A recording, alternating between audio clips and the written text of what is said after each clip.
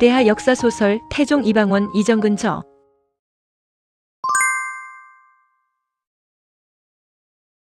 정몽주를 생각하여 자신의 정체성을 찾아가는 방원. 하여가를 부르자 단심가로 응수하던 정몽주의 얼굴이 길게 여운을 남겼다. 비장한 모습으로 단심가를 읊던 정몽주의 목소리가 귓전에서 맴돌았다.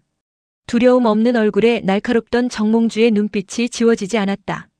이때 느꼈던 정몽주에 대한 연민의 정이 훗날 태종으로 등극한 이방원으로 하여금 정몽주를 대광보국 승록대부 영의정부사 수문전대제학 겸 예문춘추관사 익양부원군에 추충하고 문충이라는 시호를 내려 신원하게 하는데 결정적인 역할을 하였다.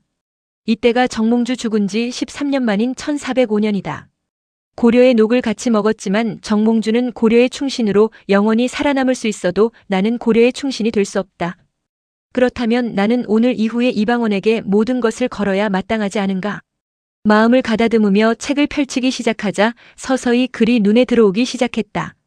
제왕의 학문은 무엇이며 어떻게 할 것인가를 논하고 있는 제왕위치지서와 제왕위약지본을 읽었을 때 비로소 마음이 안정되며 눈이 뜨이기 시작했다. 이 책을 권한 하륜의 속마음을 어슴푸레하게 이해할 것 같기도 했다. 인재를 분명하게 변별하는 것이 치국의 근본이요. 간사한 무리들이 나라를 도둑질하는 술수와 간신히 임금을 속여 나라의 전도를 그르치는 오국의 사례를 밝힌 경물치지지호의 변인재를 읽을 때는 무릎을 치고 주먹을 불끈 쥐었다. 통치하는 체제를 살펴서 덕과 형벌의 선우를 가리라는 심치체와 의와 이의 분별을 추구하고 민정을 살펴서 전리의 실정을 알아야 할 것을 서술하고 있는 찰민정을 읽을 때는 고개가 끄덕여졌다. 성의정심지호의 순경외와 계의록 그리고 수신지호의 근언행과 정의를 읽고 제가지호의 중배필과 엄내치를 읽어내려가던 방원이 얼굴이 벌겋게 상기되며 책장을 덮어버렸다. 이것이 추동에서 불어오던 남풍이다.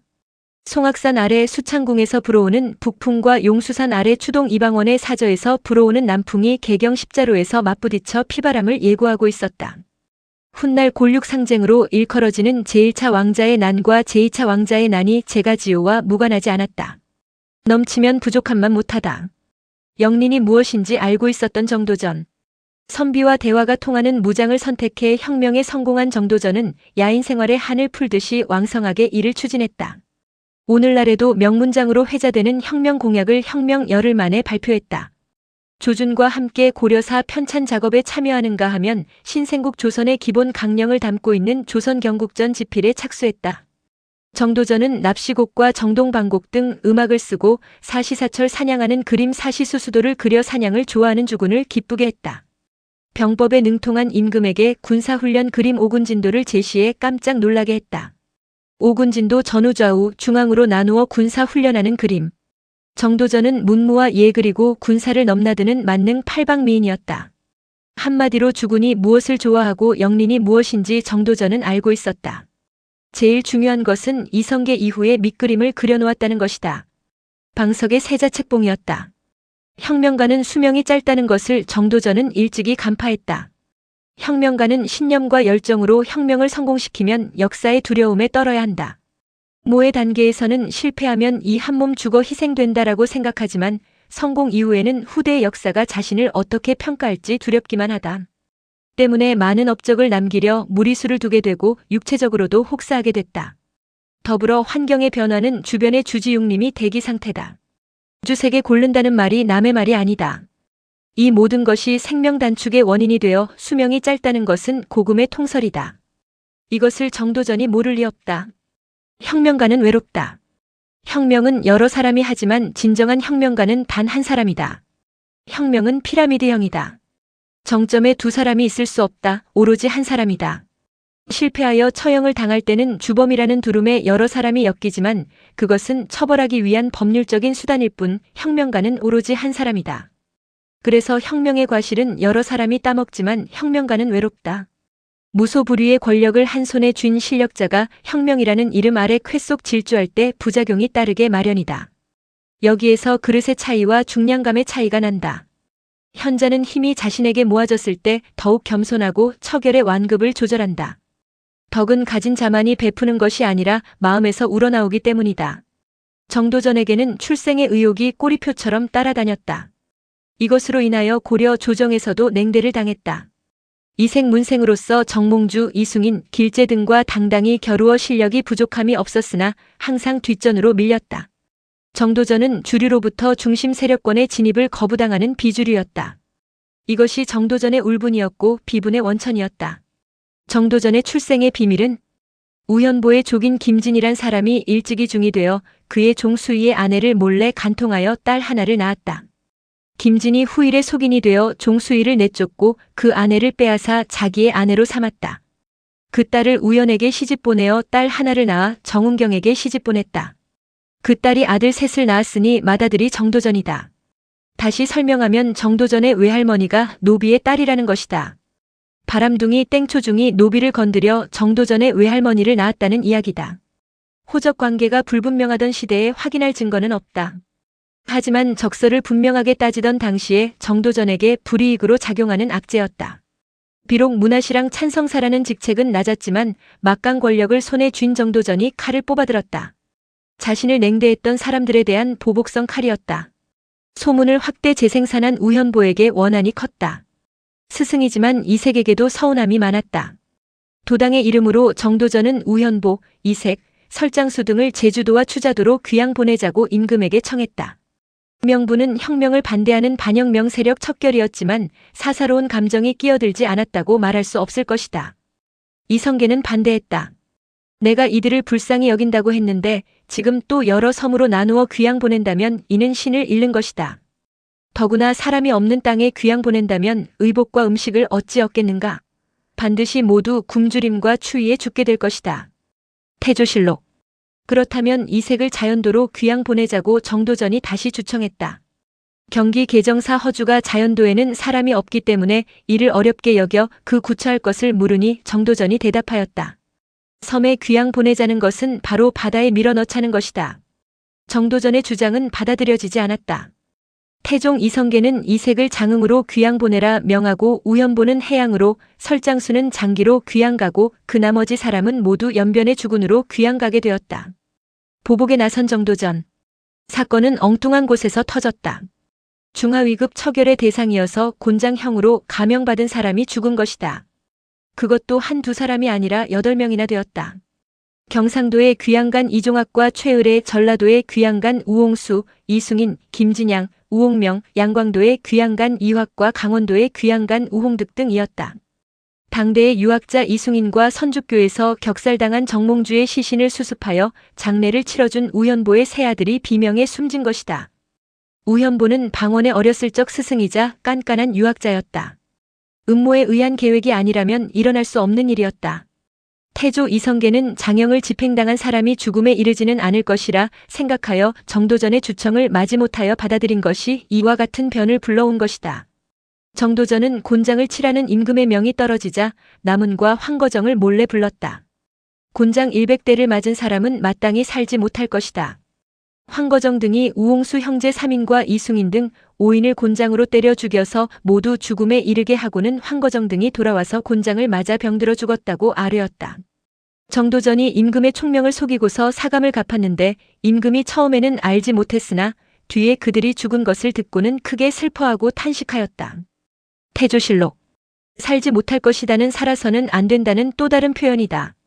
곤장 100대라는 숫자는 무의미하다. 형벌의 의미로 죽지 않도록 치는 100대와 죽도록 치는 100대는 그 농도와 강도가 하늘과 땅만큼 차이가 난다. 곤장을 맞은 죄인이 형장에서 죽게 되면 형리가 처벌받는 것이 당시의 법도였다. 이색문생으로 금능에 있는 주원장에게 표문을 올려 황제의 마음을 흔들었던 당대의 문장가 이승인은 이렇게 죽어다고 치는 매를 볼기가 아닌 등골에 맞고 세상을 떠났다. 이 사건은 훗날 부메랑이 되어 정도전의 발등을 찍는 정치적인 사건으로 비화한다. 태종으로 등극한 이방원은 황거정과 손흥종 등이 임금을 속이고 제 마음대로 죽인 죄를 소급해 다스려서 그들의 원통함을 풀어주었다. 그때 정도전 남은이 만일 곤장 100대를 때린 뒤에 죽지 않거든 교살하라고 하였기 때문에 신이 목 졸라 죽였습니다. 태종실록. 정도전의 밀명을 받고 장영과 교사를 실행한 손흥종의 자복이다. 개국의 공은 남은이 많았으니 심지어 눈물을 흘리면서 힘써 아뢰는 일이 있었으나 정도전은 개국할 때에도 일찍이 한마디 말도 없었다. 그 뒤에 적설을 분변할 때에도 한마디 언급하지 않았다.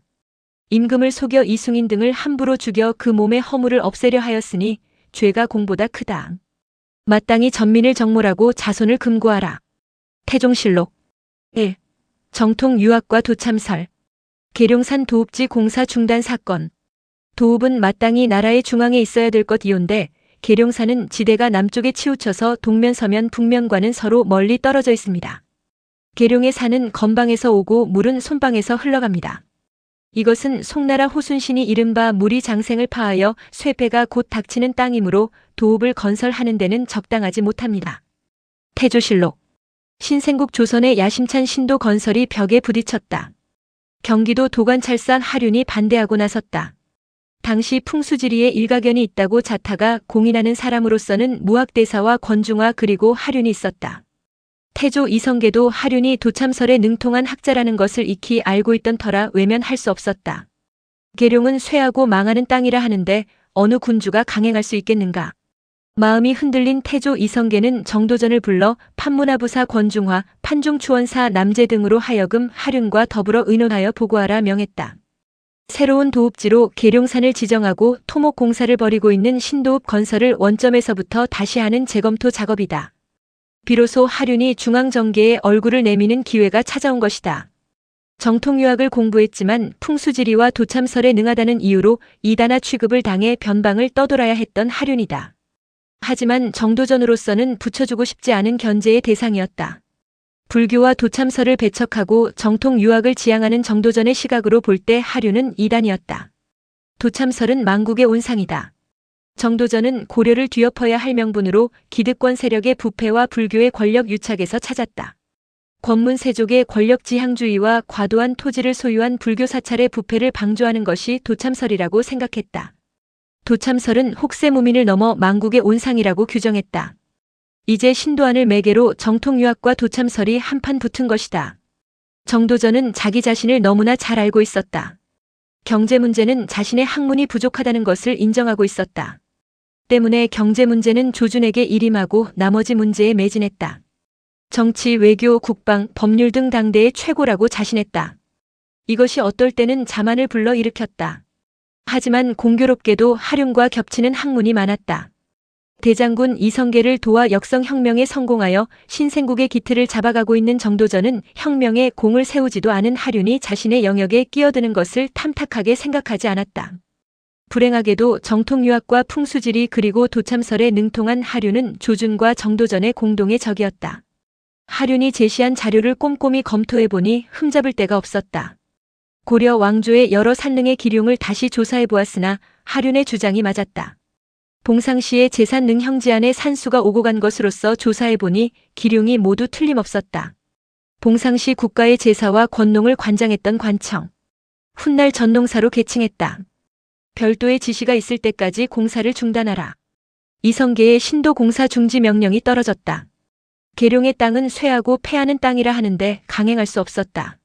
신생국 조선을 개국하고 대대손손 권력을 이어갈 구상에 몰두하고 있는 이성계는 거두어들이고 싶은 땅이었다.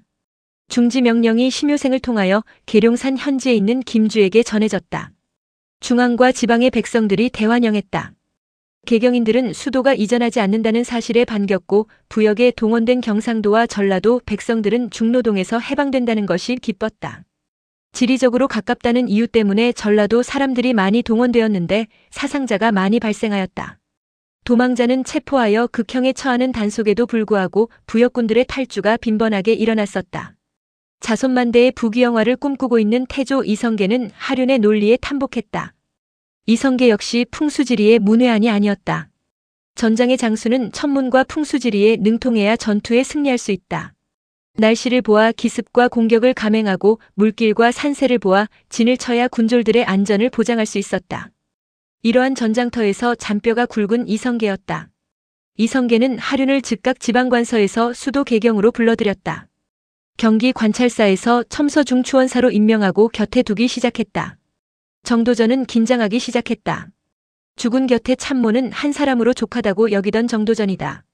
이인자는 한 사람이어야 한다는 뜻이다. 한 사람 이상의 참모는 갈등을 낳고 추진력의 속도가 떨어진다고 믿어왔다. 이성계는 권중화에게 서운관이 보관하고 있는 비록문서를 모두 하륜에게 공개하라고 명했다. 비장의 고서를 참고하여 천도할 땅을 찾으라는 것이다. 천문 분야에서는 당대의 최고라고 자부하던 권중화로서는 자존심 상하는 일이지만 하륜으로서는 평생 접할 수 없는 비장의 문서를 들춰볼 기회를 잡은 것이다. 오늘날의 기상대 서운관이 풍수지리까지. 서운관은 기상관측 등을 관장하던 관서로서 절기와 날씨를 관측하고 기록했다. 개경의 천문을 관측하는 첨성대를 운용했으며 일식과 월식은 물론 해성의 출현을 관측했다. 비가 오지 않아 가뭄이 들면 왕이 기우제를 지내던 시절 왕은 하늘의 운행에 민감할 수밖에 없었다. 때문에 서운관 제조는 왕의 최측근이었다. 이러한 연유로 인하여 서운관은 왕실의 능실을 관장하는 부차적인 임무도 수행했다. 최근 만원 신권에 등장한 천상열차 분야 지도를 제작한 곳이 서운관이며 세종조의 혼천의와 앙부일구를 제작한 장영실도 서운관 관원이었다. 관련 서적을 뒤지고 심사숙고 끝에 하륜이 지목한 땅은 무학이었다. 무학은 오늘날의 연세대학교를 아우르는 신촌 일대를 말한다. 하륜이 무학에 주목한 것은 조은이었다. 국가의 재정을 뒷받침할 세곡선 출입에 최우선 순위를 둔 것이다. 강화도 교동을 통과한 세곡선이 한강을 거슬러 올라와 양화진에 접안할 수 있기 때문이다. 두 번째 관심 대상은 무역이었다. 당나라 이래 세계의 중심으로 부상한 중국과 활발한 교역이 있어야 국토가 비좁은 한반도가 살아가는 관건이라고 생각했다. 의주에서 국경무역이 있었지만 그것은 조정의 통제를 받는 말무역을 비롯한 전략물자 교역일 뿐 백성들의 민생과는 거리가 멀었다.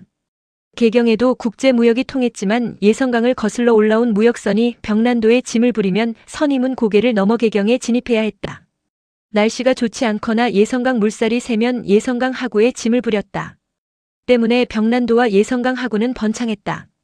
육상 운송수단이라곤 달구지밖에 없던 시절에 왕도의 뱃길이 닿지 않는 것은 문제라고 인식했다. 운하와 무역. 시대를 뛰어넘는 통찰력이다.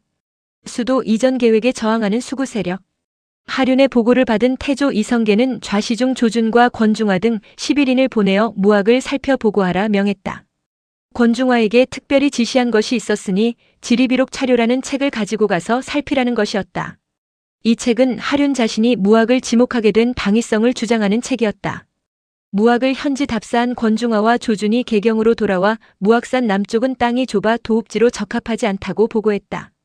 이에 하륜이 반박하고 나섰다. 무학산 명당이 비록 협착한 듯하지만 송도의 강안전과 서경평양의 장락궁과 비교한다면 그래도 넓은 편이 될 것입니다. 또한 고려, 왕조의 비록과 중국에서 통행하는 지리의 법에도 모두 부합합니다. 당대의 도참설의 대가 하륜은 자신의 주장을 굽히지 않았다. 고려 왕실이 간직하고 있던 비록을 들이대는 논리도 정연했다. 무학이 비록 좁기는 하지만 강안전과 장락궁보다 넓다는 하륜의 말이 귀에 번쩍 들어왔다.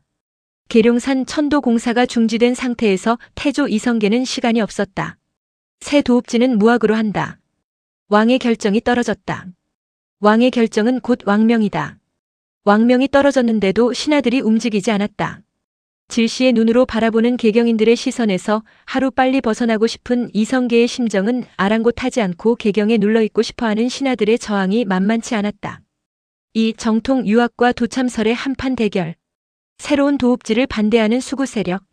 수도 이전과 같은 데 역사는 수백 년을 내다보는 국가적인 장래를 생각해야 하는데 기득권자들은 자신의 집과 대문 앞에 문전옥답만을 생각했다. 이 땅에서 살아가야 할 후손들은 안중에도 없었다. 이러한 현상은 예나 지금이나 별로 다르지 않다. 서운관원 유한우와 이양달이 총대를 메고 나섰다. 신이 배운 바로 보아서는 무학은 도읍으로 정할 곳이 아닙니다. 나라의 큰일이 이보다 중한 것이 없는데 좋지 않다 좋다 하니 지난번에 현지를 답사한 재상과 서운관 관원이 그 옳고 그른 것을 논의해서 보고하라. 임금이 한 발 물러섰다. 하륜이 추천한 무학이 물 건너갈 위기에 처한 것이다. 권중화와 우시중 김사영이 무학은 적합하지 않다고 보고했다. 개경을 탈출하고 싶은 태조 이성계는 고민에 빠졌다. 계룡산 천도 공사가 중지된 상태에서 후보지가 결정되지 않고 표류하고 있으니 난감했다. 마음이 바빠졌다. 다시 좋은 곳을 물색하여 보고하라. 서운관 관원들에 의하여 불일사터가 등장하고 선고개가 도당에 추천되었다. 선고개를 답사한 남은이 화를 벌컥 냈다. 너희들이 지리의 술법을 안다는 자들인가? 서운관 관원 이양달은 얼굴을 들지 못했다. 계룡산 토목 공사가 중지된 것도 6개월이 지났다. 태조 이성계는 신하들의 갑론을 박이 짜증스러웠다. 시간이 없었다. 그래도 하륜이 지목한 무학에 미련이 많았다. 한고조가 진나라의 흥덕궁을 고쳐 지은 장락궁을 그대로 본떠 평양에 지은 장락궁보다 더 큰 궁전이 들어설 자리라 하니 호기심이 발동하였다. 왕은 몸소 무학산을 답사하겠다고 나섰다. 무학산 현지 답사에 나선 태조 이성계. 임진강을 건넌 임금 일행이 무학에 도착했다. 때는 폭염이 내리쬐는 8월이었다. 임금이 당일에 환궁하지 못하는 원행은 신하들에게 어려운 수행이었다. 훗날 조선 왕조가 정착된 이후에는 행궁을 지어 왕이 유숙할 수 있었지만 건국 초기에는 제도가 정비되지 않아 왕도 노숙했다. 허허벌판 야전에서 단련된 태조 이성계는 대수롭지 않았지만 대청 사랑방에서 목에 힘을 주고 살아왔던 사대부들은 곤혹스러웠다. 파주 고향과 연결된 구릉에서 바라보니 한강이 시야에 들어왔다. 삼남에서 거두어들인 쇠곡과 당화를 가득 실은 무역선이 드나들기에 아주 좋아 보였다. 당화란 당나라 시대 이후 중국의 고급 상품을 말하는 것으로 오늘날 수출입 상품을 의미한다. 태조 이성계는 흡족한 웃음을 만면에 지었다. 이렇게 좋은 자리를 발굴한 하륜이 한결 미더웠다. 개경도 명나라 화물이 드나들었다.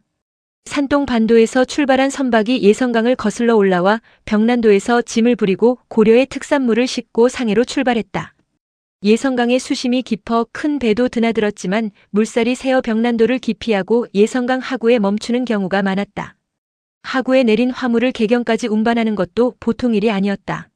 무학산은 비록 높지는 않았지만 패기를 지니고 있었다. 옹골찬 기운이었다. 오늘날 태고종 총본산 봉원사와 연세대학교와 서강대학교, 홍익대학교, 명지대학교, 서울 월드컵 경기장을 아우르는 곳이다. 태조 이성계는 흡족했다. 600년 전 왕이 바라보고 있는 곳은 지금의 연희동 고개다. 서운관 윤신달과 유한우가 임금 앞에 머리를 조아렸다. 윤신달이 먼저 입을 열었다. 지리의 법으로 보면 여기는 도읍이 될 수 없습니다. 너희들이 함부로 옳거니 그르거니 하는데 여기가 만일 좋지 못한 점이 있으면 문서에 있는 것을 가지고 말해보아라. 근거 자료를 제시하지 못하고 입으로만 반대하는 윤신달에게 면박을 주어 돌려보냈다. 윤신달이 고개를 들지 못하고 다른 수행원들과 의논하기 위하여 물러가자 임금이 유한우를 불렀다. 이곳이 끝내 좋지 못하냐? 신이 보는 바로는 실로 좋지 못합니다. 여기가 좋지 못하면 어디가 좋으냐? 신은 알지 못하겠습니다. 임금은 화가 머리끝까지 치밀어 올랐다. 내가 서운관이 되어서 모른다고 하니 누구를 속이려는 것인가? 송도의 지기가 쇠하였다는 말을 너는 듣지 못하였느냐? 이것은 도참으로 말한 바이며 신은 단지 지리만 배워서 도참은 모릅니다. 옛사람의 도참도 역시 지리로 인해서 말한 것이지 어찌 터무니없이 근거 없는 말을 했겠느냐? 그러면 너의 마음에 쓸만한 곳을 말해보아라. 고려 태조가 송산 명당에 터를 잡아 궁궐을 지었는데 중엽 이후에 오랫동안 명당을 폐지하고 임금들이 여러 번 이 궁으로 옮겼습니다. 신의 생각으로는 명당의 지덕이 아직 쇠하지 않은 듯하니 다시 궁궐을 지어서 그대로 송경의 도읍을 정하는 것이 좋을까 합니다. 내가 장차 도읍을 옮기기로 결정했는데 무슨 소리를 하느냐? 임금은 어이가 없었다. 좌시중 조준과 우시중 김사영을 불렀다. 도읍을 옮기는 일은 세가 대족들이 모두 싫어하는 바이므로 구실을 삼아 이를 중지시키려는 것이다. 재상은 송경에 오랫동안 살아서 다른 곳으로 옮기기를 즐겨하지 않으니 도읍을 옮기는 일이 어찌 그들의 본뜻이겠는가? 태조실록. 태조 이성계는 반대하는 신하들의 의중을 꿰뚫어 보고 있었다.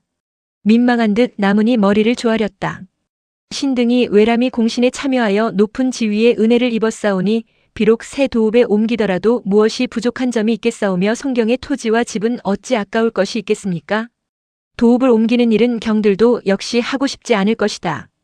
예로부터 왕조가 바뀌고 천명을 받은 군주는 반드시 도읍을 옮기게 마련인데 지금 내가 무학산을 급히 보고자 하는 것은 내 자신 때에 친히 새 도읍을 정하고자 하기 때문이다. 후사될 적자가 비록 선대의 뜻을 계승하여 도읍을 옮기려고 하더라도 대신이 옳지 않다고 저지시킨다면 후사될 적자가 어찌 이 일을 하겠는가?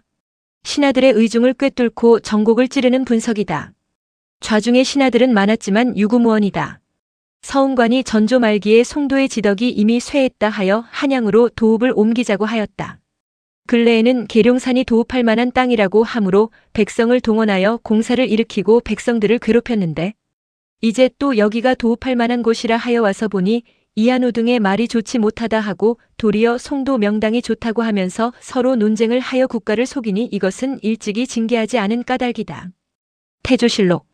수구 세력의 저항은 끈질겼다. 왕이 이미 천도하기로 작심했는데 그 마음을 돌리려고 완강하게 버티었다. 개경의 기득권을 공고히 한 수구 세력은 천도를 반대했다.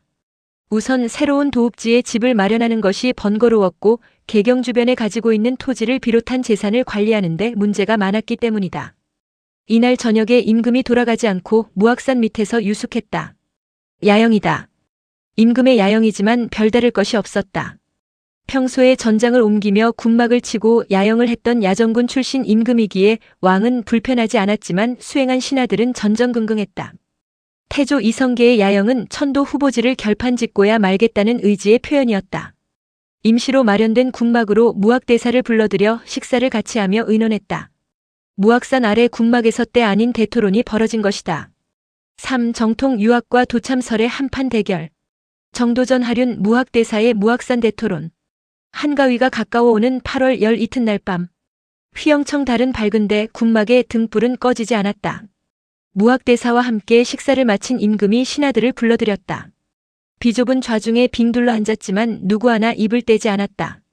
천도는 모든 신하들에게 껄끄러운 문제였다. 서로의 얼굴을 쳐다볼 뿐 말이 없었다. 정막을 깨고 태조 이성계가 입을 열었다. 충의군은 어떻게 생각하시오? 역성혁명에 참여하여 단성공신이 된 성성린을 이르는 말이다. 문신이었지만 승천부에 왜구가 침입하자 조전원수로 전투에 참전하여 큰 공을 세운 무인을 아는 문인이다. 훗날 함흥에 칩거하던 이성계가 함흥차사를 양산하고 있을 때 이성계를 설득하여 태종 이방원과 화합을 이루게 한 인물이다. 이곳은 산과 물이 모여들고 조운이 통할 수 있어 길지라 할 수 있으나 명당이 좁으며 뒷산이 약하고 낮아서 도읍에 맞지 않습니다. 어찌 부소 명당이 왕씨만을 위하여 생겼고 뒷임금의 도읍이 되지 않을 이치가 있겠습니까?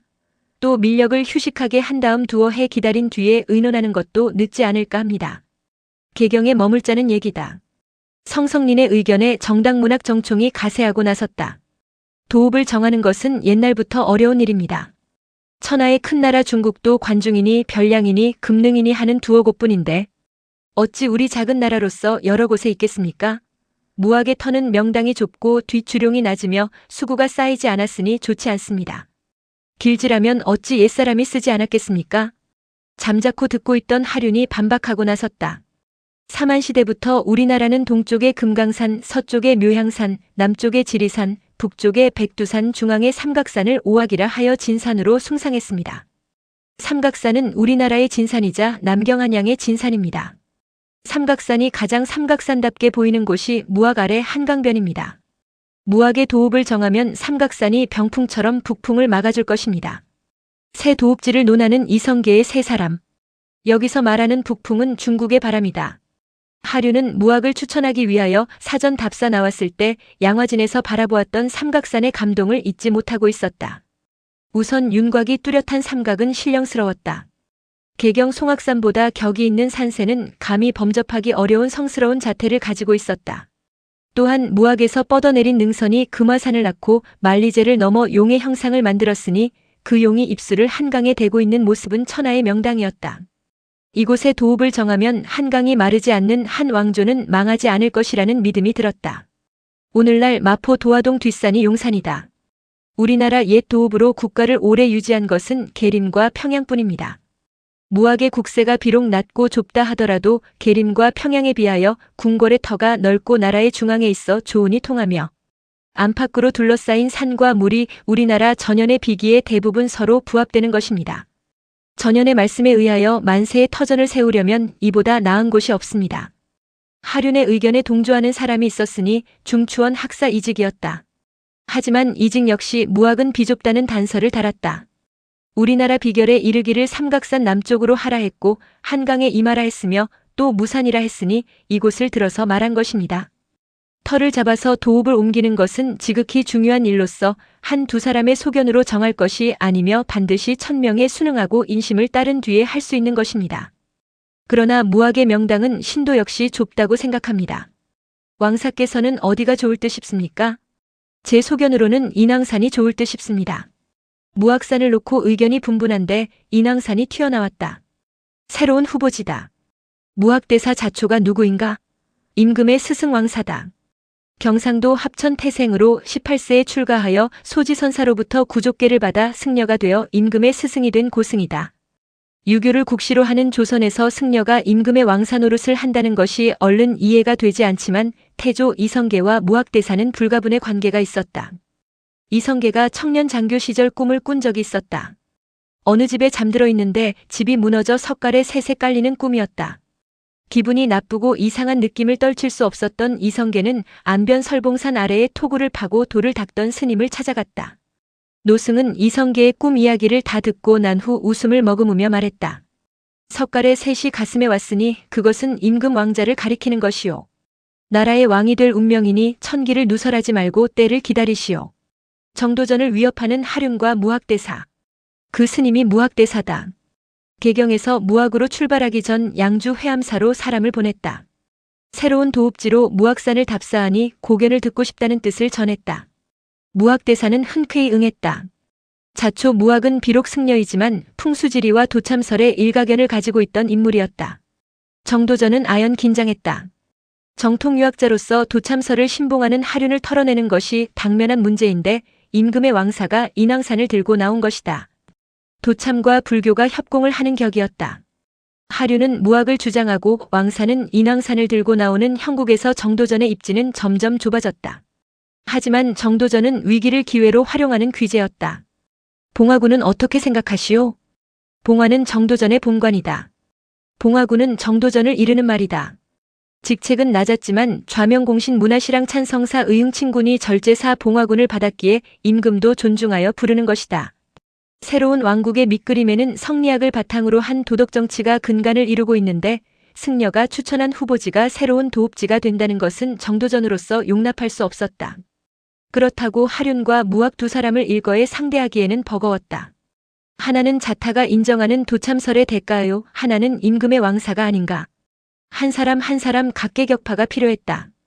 이곳이 나라 중앙에 위치하여 조운이 통하는 것은 좋으나 한되는 것은 한 골짜기에 끼어 있어서 안으로 궁침과 밖으로 조시와 종사를 세울 만한 자리가 없으니 왕자의 거처로서 편리한 곳이 아닙니다.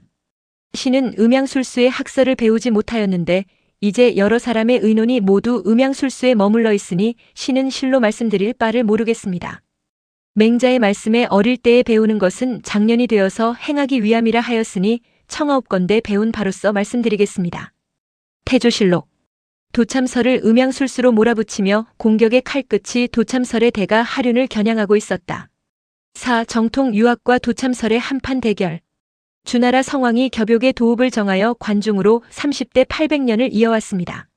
11대손인 평왕 때에 이르러 주나라가 일어난 지 449년 만에 낙양으로 천도하고 진나라 사람이 서주 옛 땅의 도읍을 정하였는데 주나라는 30대 난왕에 이르러 망하고 진나라 사람들이 이를 대신하였습니다.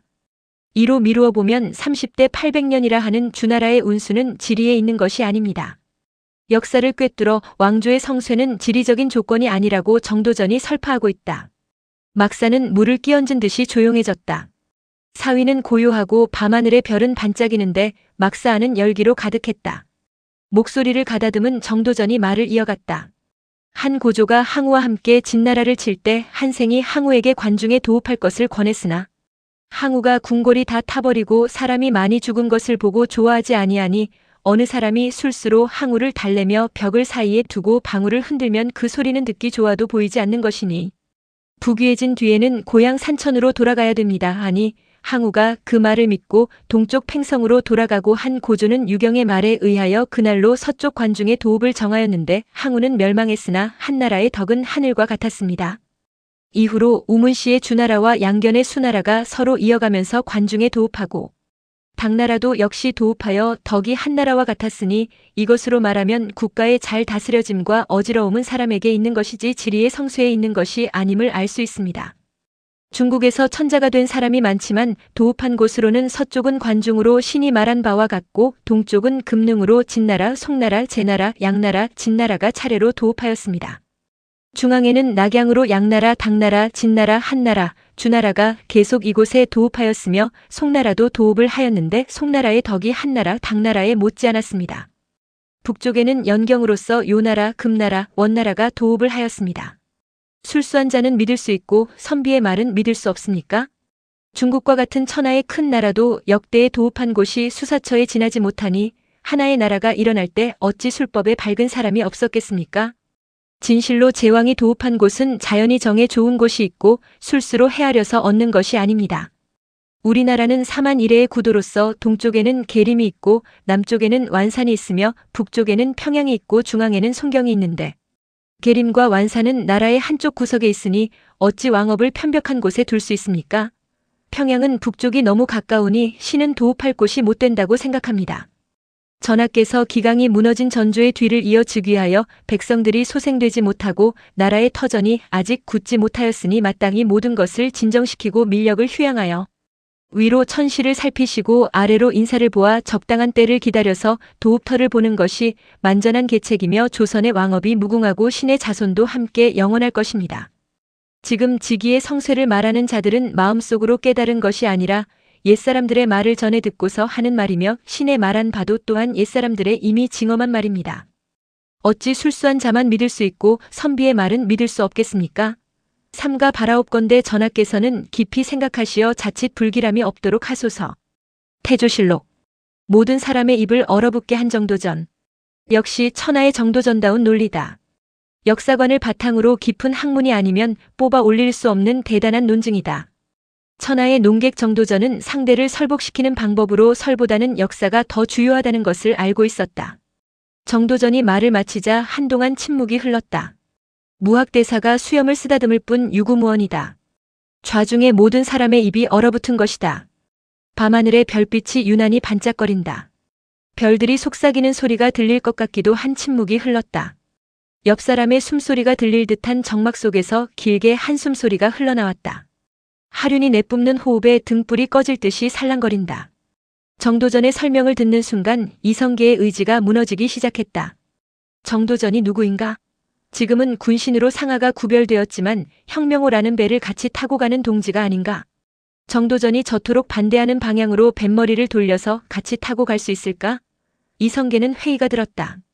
그렇지만 권중화가 새로운 도읍지로 계룡산을 추천하고 토목공사를 벌일 때는 아무런 반대도 하지 않던 정도전이 하륜이 추천한 무학사는 결사적으로 반대하는 이유가 무엇일까?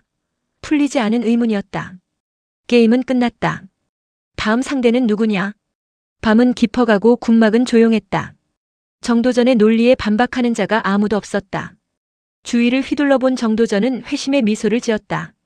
절반의 승리를 감지하고 있었다. 이성계의 눈빛만 봐도 알 수 있었다. 이제 나머지 절반은 무학이다. 게임은 끝나지 않았지만 정도전은 이미 표적을 바꾸고 있었다. 무학을 새로운 도읍지 후보로 점지한 태조 이성계는 갈등을 느꼈다. 계룡산을 포기하고 무학을 선택했는데 또 어디로 가야 한단 말인가? 계경을 한시 바삐 벗어나고 싶은데 갈 곳을 정하지 못했으니 답답했다. 갈등의 골은 무학을 거두어들이는 것으로 가닥이 잡혀가고 있을 때 잠자코 있던 서운관이 결정타를 날렸다. 무학은 장래에 나라를 도둑질할 사람이 살 땅입니다. 이성계는 정신이 번쩍 들었다. 100년은커녕 눈앞에 닥친 천도 문제가 시급하지만 자신이 목숨 걸고 세운 나라를 누가 도둑질해 간다니 기분이 좋지 않았다. 자신도 고려라는 나라를 도둑질한 사람이지만 자신 아닌 또 다른 사람이 자기가 세운 나라를 도둑질할 것이라 말하니 피가 거꾸로 솟는 듯했다. 나라를 도둑질할 사람이 살 땅이란 말인가? 도둑질한 자들이 살 땅이란 말인가? 나라를 도적질할 괴수들이라면 구월산이나 지리산 같은 깊은 골짜기에 살아야지 이렇게 야트막한 야산에 살 일이 없을 것이고 나라를 도둑질한 자들이 대형 무도죄로 능지처참 당하지 않고도 살 땅이라면 나라를 빼앗았다는 것이 아닌가? 이성계는 서운관에게 도적질할 사람이 살 땅이냐? 도둑질한 자들이 살 땅이냐? 되묻고 싶었지만 자신이 고려를 도둑질한 처지에서 마음이 캥겼다. 좌중의 신하들이 비웃을까봐 입 밖에 내지 못했다. 현재 이들이 막사에서 토론하고 있는 발치 아래 전 노가 살고 있다. 이튿날 태조 이성계를 비롯한 일행은 인왕산에 올랐다. 정통 유학과 도참설의 한판 대결. 인왕산에 오르니 남경한 양은 장관이었다. 서운관은 천문과 역수 그리고 날씨를 맡아보던 기관이다. 서운관이라 부르기 이전에는 태복감, 사천대, 관우서로 불리었다.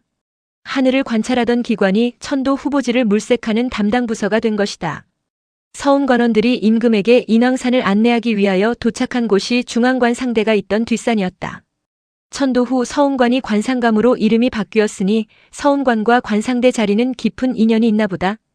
무악산 자락에서 연을 타고 출발한 태조 이성계는 사천을 지나 무악과 인왕이 연결되는 고개를 넘어 연에서 내렸다.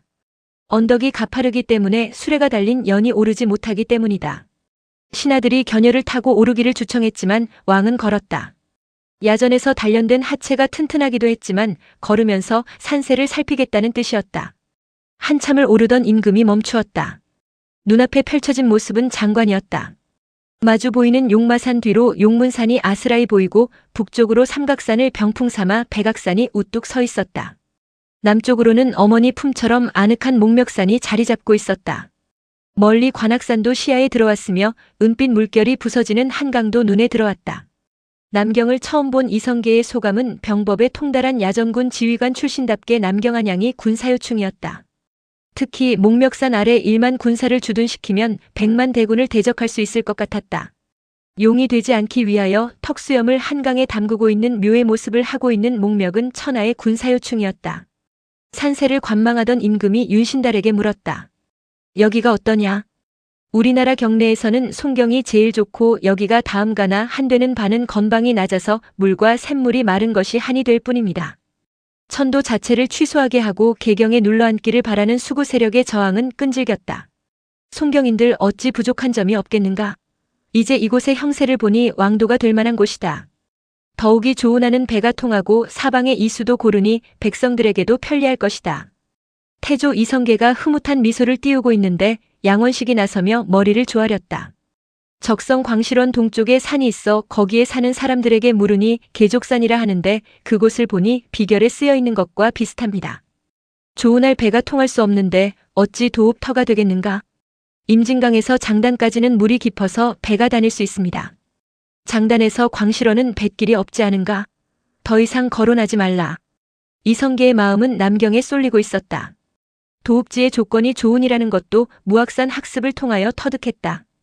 천하의 요새와도 같은 남경의 군사를 주둔시키면 왕조와 한반도를 지켜낼 자신감이 생겼다. 왕사께서는 어떻게 보시었소? 여기는 사면이 높고 수려하며 중앙이 평평하니 성을 쌓아 도읍을 정할 만합니다. 그러나 여러 사람의 의견을 따라서 결정하소서.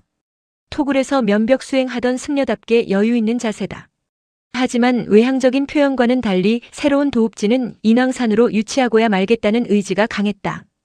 태조 이성계가 계룡산 천도 공사를 중지시켰다는 소식을 들었을 때 자신에게 천도 후보지에 대한 자문이 올 것이라 예상하고 준비를 단단히 하고 있었다. 남경에 마음을 두고 있는 이성계의 의중을 파악한 무학대사는 자문에 응하기 위하여 인왕산을 여러 차례 올랐다. 삼각산 세 봉우리 중에 하나인 국망봉에 올라 산세를 살펴봤다. 왕십리에서 삼각산과 도봉산을 바라보며 지세를 살피던 중 십리 앞으로 더 나가라는 도선국사의 현몽도 받았다. 무학대사 마음의 중심추는 선바 위에 있었다.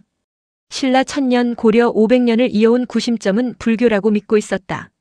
고려 왕조 말 탐욕에 물든 일부 승려들에 의하여 불교가 고려 조정에 끼친 폐악도 없지 않았으나 그래도 불교가 국가의 버팀목이라고 생각하고 있었다.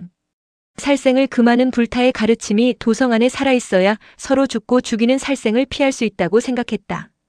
호국불교 정신이 도성 안에 뿌리를 내리고 있어야 전쟁의 참화를 피할 수 있고 백성들이 태평성대를 구갈 수 있다고 굳게 믿고 있기 때문이었다. 그러기 위하여 도성 안에 사찰이 있어야 함은 물론이고 장삼을 걸치고 화평의 춤을 추고 있는 듯한 선바위를 도성 안에 포함시켜야 한다는 것이 무학의 염원이었고 계책이었다. 하지만 정도전의 생각은 달랐다. 건국이념으로 삼은 척불숭유라는 낱말이 말해주듯이 불교는 척결의 대상이었다. 꼭 도읍을 옮기려면 이곳이 좋습니다. 남경 한양에 기울고 있는 왕의 심중을 읽은 신하들이 머리를 조아리며 주걱거리기 시작했다. 이 모습을 지켜보던 하륜이 홀로 말했다. 산세는 비록 볼만한 것 같으나 지리의 술법으로 말하면 좋지 못합니다. 하륜은 무학의 미련을 버리지 못하고 있었다. 하지만 이성계는 시큰둥했다. 어제 조운을 앞세워 무학산을 예찬하던 하륜의 얘기를 경청하던 모습과는 사뭇 달랐다. 산세가 빼어나구려. 이렇게 좋은 터를 추천한 왕사의 얘기를 더 듣고 싶소. 일국의 도읍지는 천년사직을 기약해야 오를 줄 아뢰옵니다. 나라가 천년셋의 태평성대를 구가하려면 나라 안에 혼란도 없어야 하겠지만 외침이 없어야 합니다. 나직하지만 힘이 있는 목소리였다. 삼각산을 바라보며 호흡을 가다듬은 무학대사는 말을 이어갔다. 우리나라는 바다 건너 외구로부터 시달리고 있습니다. 동쪽 바다 건너 외국의 바로를 잠재우기 위해서는 인왕을 주산으로 하고 북악을 좌청룡, 목명남산을 우백호 삼아 정전을 동양으로 앉혀야 할 것이라 아뢰옵니다. 앞날을 내다보는 무학대사의 능력이었을까? 우연의 일치였을까? 무학대사의 눈은 예리했다. 남해안에 상륙하여 노략질을 일삼던 왜구들이 왕도 코앞 강화도까지 출몰하여 조은선을 약탈할 정도로 커버린 왜를 위협 세력으로 보는 것은 현실 감각이 있었다. 하지만 고려 왕국을 속국으로 취급하던 원나라와 명나라 즉 대륙 세력을 침략 세력으로 보지 않고 당연시하는 사대 시각은 아쉬웠다.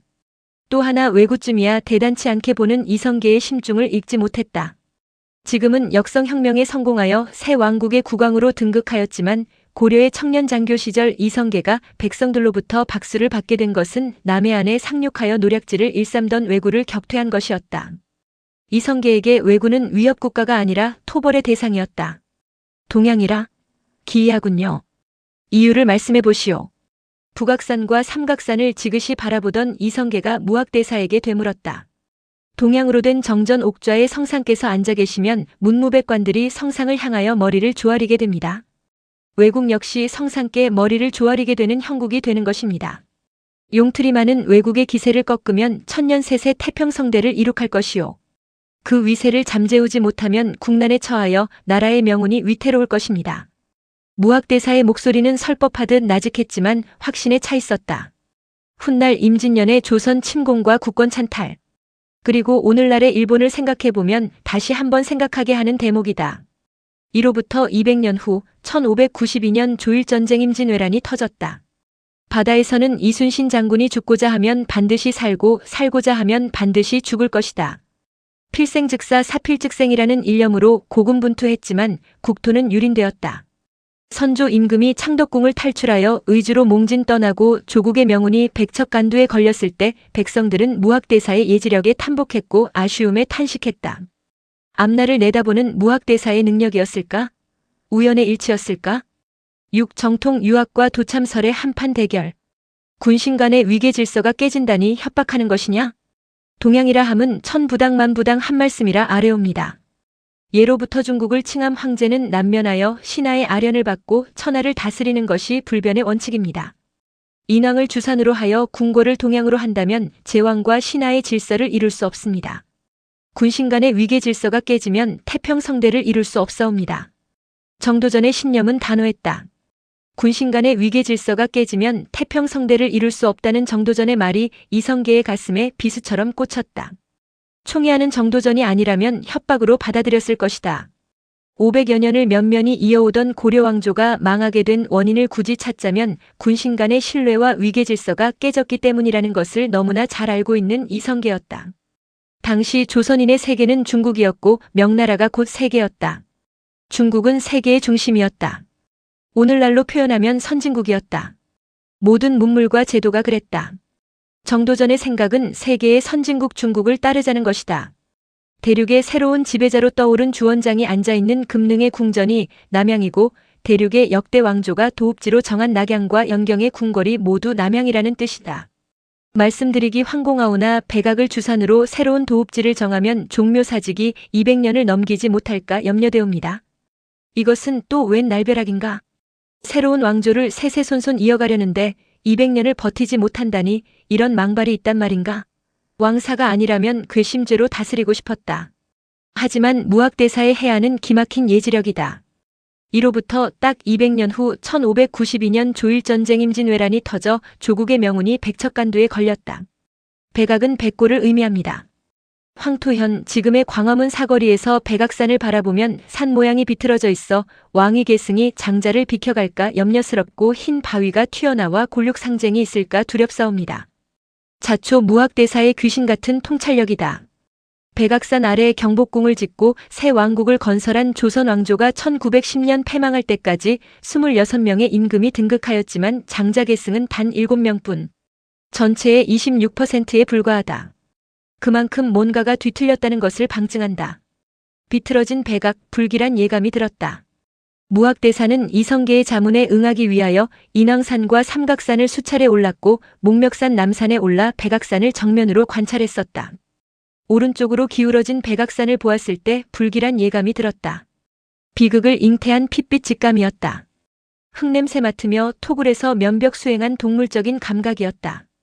백악을 주산으로 하였을 때 권좌를 놓고 형제와 숙질이 피를 흘릴 것만 같았다. 예방의 제일은 인왕이라고 확신했다. 어떠한 일이 있어도 백악은 아니라고 말해야겠다고 다짐했었다. 뿐만 아니다. 왕십리와 답십리 그리고 장안평과 마들평을 답사하여 도읍지 백성들의 식량 문제도 점검했다. 이성계는 머리가 무거워졌다.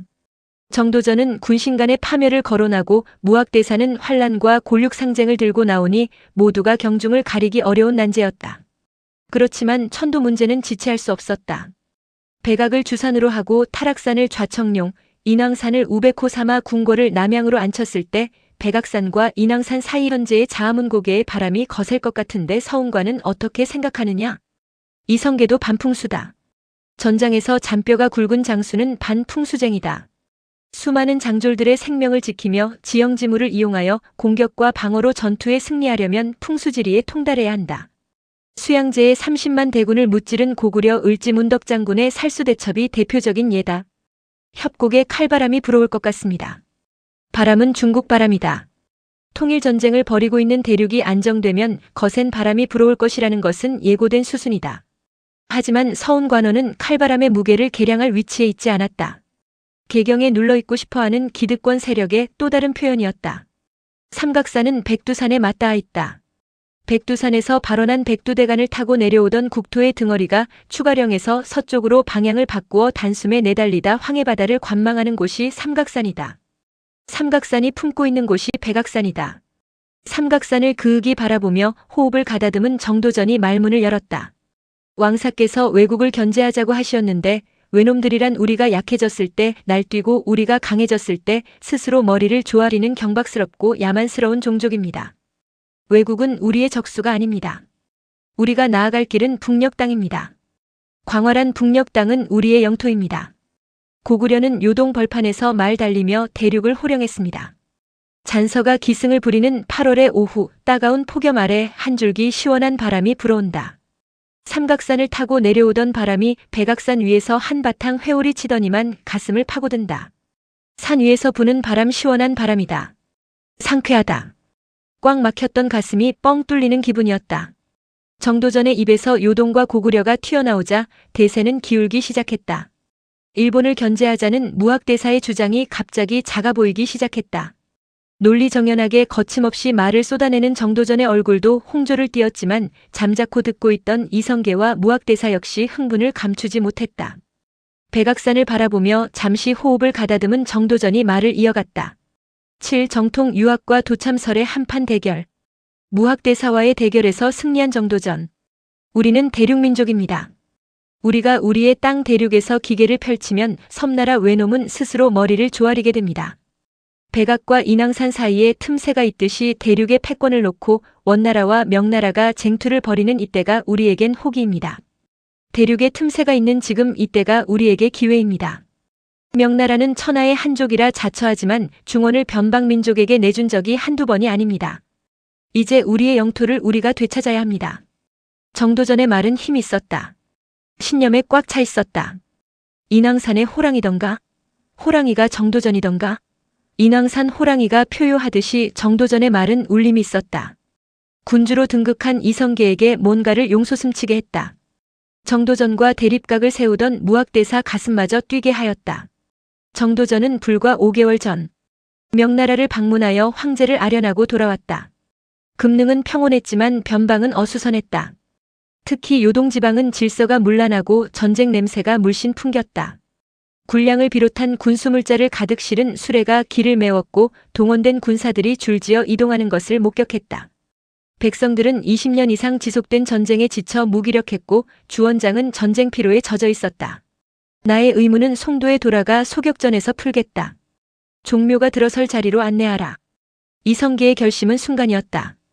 계룡산에서 출발한 여정이 무학을 돌아 인왕을 거쳐 백악에 이른 과정은 험난했지만 결정은 단칼이었다.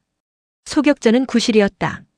소격전은 국가적인 재난이나 경사를 당하였을 때 효과적으로 제초를 집행하는 긍정적인 면도 있었으나 미신스럽다는 성리학자들의 비판에 이성계도 공감하고 있었다.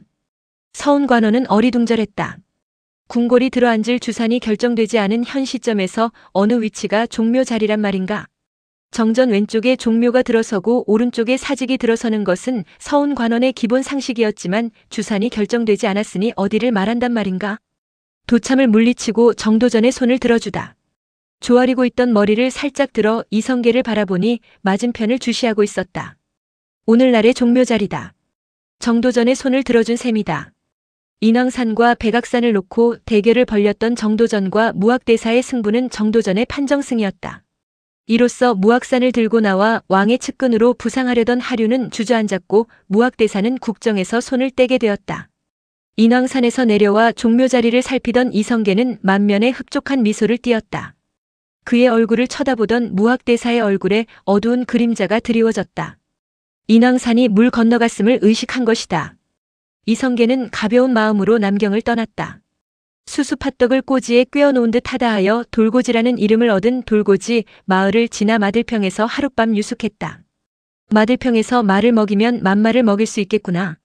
다음 날 아침 인수봉과 도봉산을 바라보던 이성계가 혼잣말처럼 중얼거렸다. 말은 기동력의 상징이다.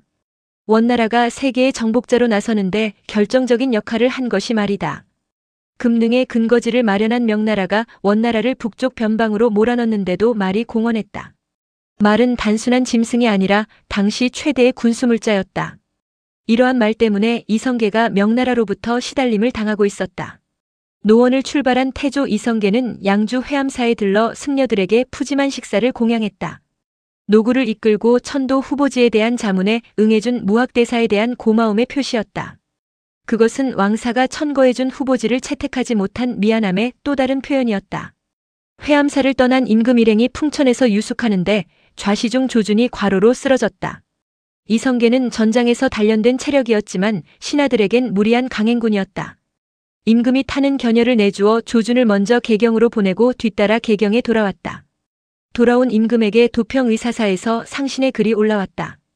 오늘날의 현장답사 보고서다. 옛날부터 임금이 천명을 받고 일어나면 도읍을 정하여 백성을 안주시켰습니다. 요나라는 평양에 도읍하고 하나라는 안읍에 도읍하였으며 상나라는 박에, 주나라는 풍호에, 한나라는 함양에, 당나라는 장안에 도읍하였습니다. 도읍지는 처음 일어난 땅에 정하기도 하고 지세에 편리한 곳을 골랐습니다. 우리나라는 단군 이래로 혹은 합하고 혹은 나누어져서 각각 도읍을 정했으나 전조 왕씨가 통일한 이후 송악의 도읍을 정하고 자손이 서로 계승해온 지 거의 500년의 천운이 끝나 망하게 되었습니다. 삼가 생각하옵건대 전하께서는 큰 덕과 신성한 공으로 천명을 받아 의젓하게 한 나라를 두시고 또 제도를 고쳐서 만대의 국통을 세웠으니 마땅히 도읍을 정하여 만세의 기초를 잡아야 할 것입니다. 그윽이 한양을 보건대 안팎 산수의 형세가 훌륭한 것은 옛날부터 이름난 것이요. 사방으로 통하는 도로의 거리가 고르며 배와 수레도 통할 수 있으니 여기에 영구히 도읍을 정하는 것이 하늘과 백성의 뜻에 맞을까 합니다. 태조실록. 도당을 접수한 정도전, 자신의 정책을 반영시키다. 도당의 뜻이었지만 정도전의 뜻이었다. 도당은 고려조의 연민의 정을 갖고 있는 수구 세력과 혁명 세력이 균형을 이루고 있었는데 한양천도 문제를 기화로 정도전이 평정한 셈이다. 재상정치를 꿈꾸는 정도전이 도당을 접수한 것이다. 한양천도는 일사천리로 진행되었다. 신도 궁궐 조성도감을 설치하고 청성백 심덕부와 좌복야 김주 전 정당문학 이염 중추원학사 이직을 판사로 임명하였다. 태조 이성계가 인왕산에서 돌아온 지 보름만이다. 이성계가 천도 문제를 서두른 것은 질시의 눈으로 바라보는 개경인들의 시선에서 빨리 벗어나고 싶은 생각도 간절했지만 핵심은 차기였다. 새로운 왕조가 태어나면 새로운 도읍지는 당연하다고 생각했다. 고려를 뒤엎어 서슬이 펄언 자신도 신하들의 저항에 부딪혀 난항을 거듭하고 있는데 권위가 떨어진 세자방석이 천도 문제를 추진한다는 것은 불가능에 가깝다고 생각했다. 성질이 급한 이성계는 판문화부사 권중화, 판삼사사 정도전, 청성백 심덕부, 참참문화부사 김주 좌복야 남은 중추원 학사 이직 등에게 한양을 답사하여 종묘사직과 궁궐, 시장, 도로의 터를 살펴보고하라고 명했다. 권중화가 다음과 같은 글을 덧붙여 도면과 함께 바쳤다. 전조 수광시대에 경영했던 궁궐 예터현 청와대 자리가 너무 좁아 그 남쪽에 해방의 산을 주맥으로 하고 임자병양을 궁궐터로 정하였습니다. 또 그 동편 1위쯤 되는 곳에 감방의 산을 주맥으로 하여 임자병양의 종묘의 터를 정하였습니다. 오늘날의 경복궁과 종묘 밑그림이다. 고려의 패망 원인을 불교에서 찾은 정도전은 성리학적 입장에서 철저하게 척불숭유 정책을 신도읍에 관철시켰다. 종묘 사직과 궁궐을 지은 다음에 손수정전 이름을 지어 헌액하였다. 성곽을 쌓고 사대문을 건립하면서 유교의 덕목인 인의의 지신을 사대문 이름, 흥인문, 돈이문, 숭례문, 홍지문에 원용하였고 보신각을 세웠으나 선바위는 성 안에 들여놓지 않았다. 정도전의 배불 정책은 철저하여 승려들의 도성 출입마저 금지시켰다.